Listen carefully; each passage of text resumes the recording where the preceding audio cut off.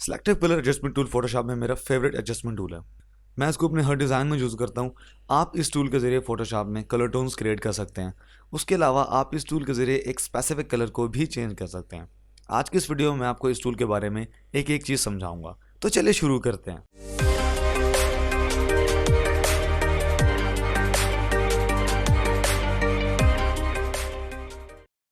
Selective colour adjustment का layer आप काफ़ी तरीक़ों से बना सकते हैं।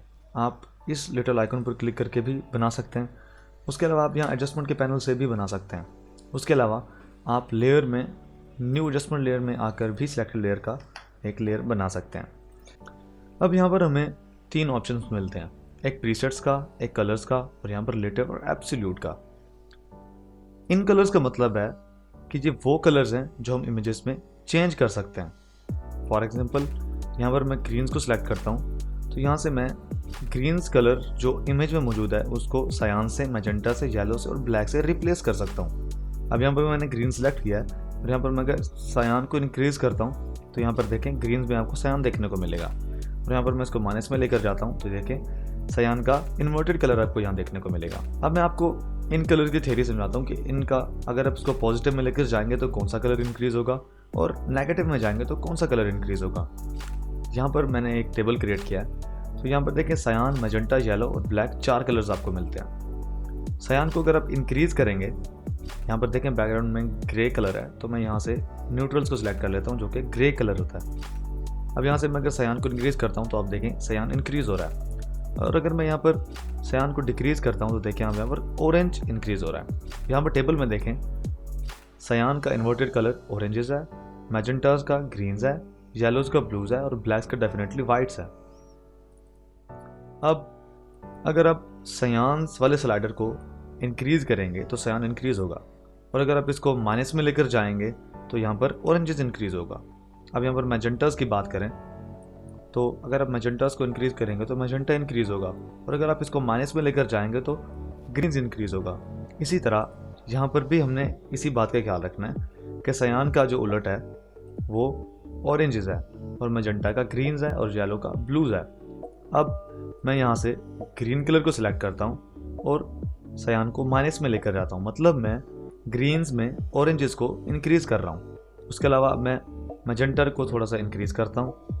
उसके अलावा मैं येलो को थोड़ा सा इंक्रीज़ करता हूँ। उसके अलावा ब्लैक्स में से मैं अगर माइनस में जाऊँगा तो ये इसको ब्राइट करेगा, मतलब वाइट को इंक्रीज़ करेगा। और मैं इसको अगर प्लस में लेकर जाता हूँ तो ये ब्लैक्स को इंक्रीज़ करेगा, इसको डार्क कर देगा।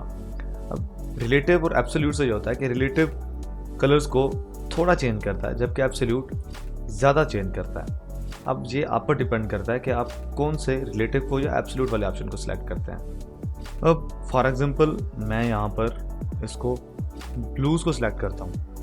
अब मैं यहाँ पर कोई भी वैल्यू इंक्रीज़ करूँ या उसको डिक्रीज़ करूँ कोई फ़र्क नहीं पड़ने वाला, क्योंकि इस इमेज में आपको कहीं पर ब्लूज़ मिल ही नहीं रहा। मतलब जो कलर्स यहाँ पर मौजूद हैं हम सिर्फ उनको चेंज कर सकते हैं। अब यहाँ पर अगर मैं ब्लैक्स को सिलेक्ट करता हूँ तो यहाँ से मैं ब्लैक्स में, मतलब यहाँ पर जो ब्लैक्स कलर मौजूद है मैं उसमें ब्लैक को इंक्रीज़ कर सकता हूँ। उसके अलावा येलो को इंक्रीज़ कर सकता हूँ। उसके अलावा मैं मैजेंटास को इंक्रीज़ कर सकता हूँ।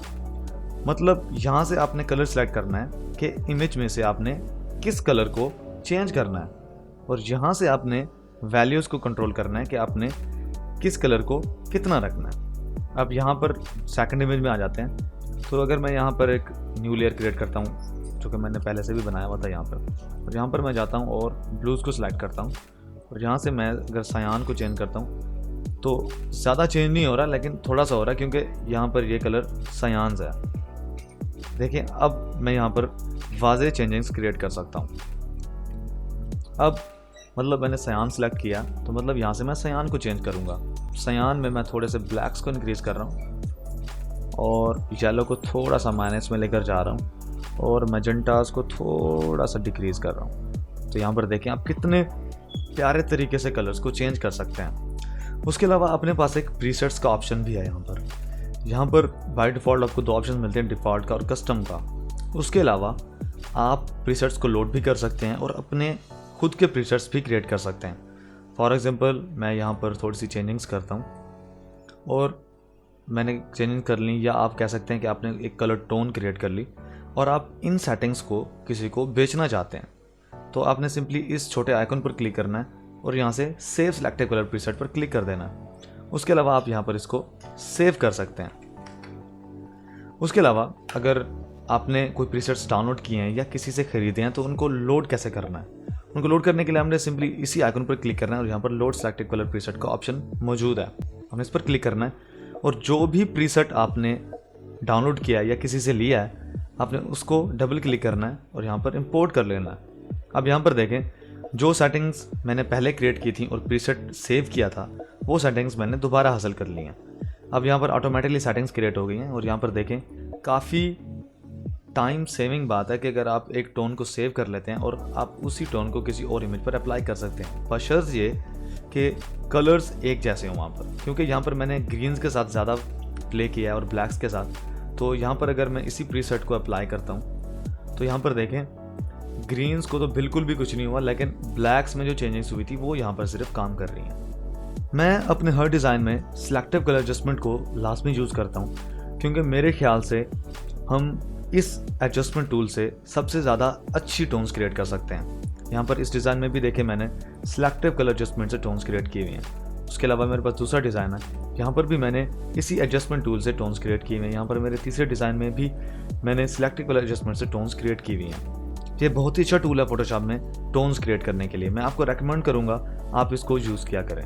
तो कैसे लगी आपको आज की वीडियो, कमेंट करके मुझे ज़रूर बताएं और अगर वीडियो अच्छी लगी तो थम्स अप दे दीजिए।